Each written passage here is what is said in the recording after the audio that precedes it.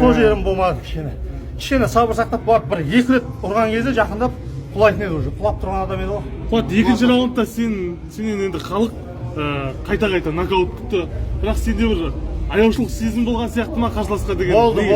Екінші раундта мен ойладым, міне құлайды ғой қазір. Мен негізі тағы бір екі қосып жіберген кезде құлайтын еді. Дұрыс. Бір 30 секунд қалды деген кезде секундтан естіп қалдым, одан ойладым, мынау уже өлейін деп жүр, үшке итақта шықпайды ғой деп жібере салдым да. Соны қарап отырдым, үшіншіге шығып келеді екен. Әй, әкең алысың, осы болу керек еді деп қалдым да. Сондай моменттар болды енді. Енді бойға дейін саған, давайте, уважаем друг друга.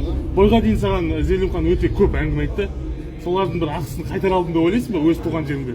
Енді мен шығарсақ нокаутқа жіберген кезде немесе қылқындыра салған кезде ол айтатын еді, бұл мен ұстап поймал деген сияқты орысша.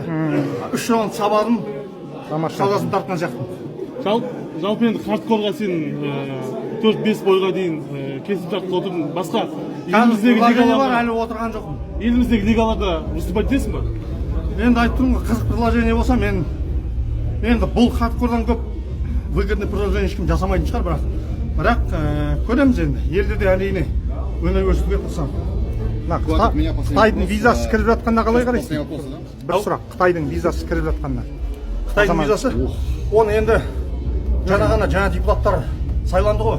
Солар дұрыс қарау керек. Қалай болады екен?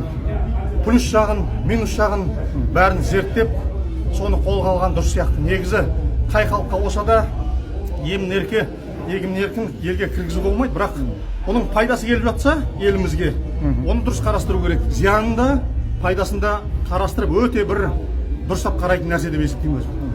Рахмет сізге, Қуат. Жеңіс құтты болсын.